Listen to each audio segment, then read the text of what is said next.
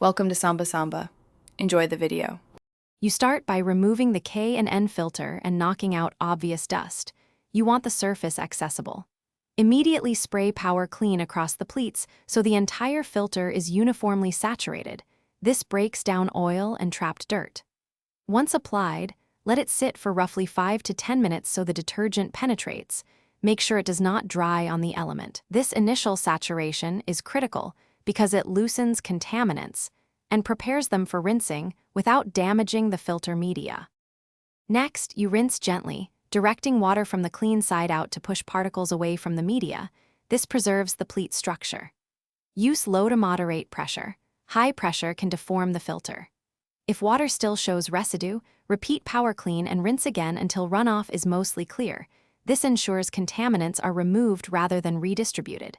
Then thoroughly inspect the filter for any damage, abnormally dark oil patches, or bent pleats, because a compromised filter must be replaced rather than re-oiled.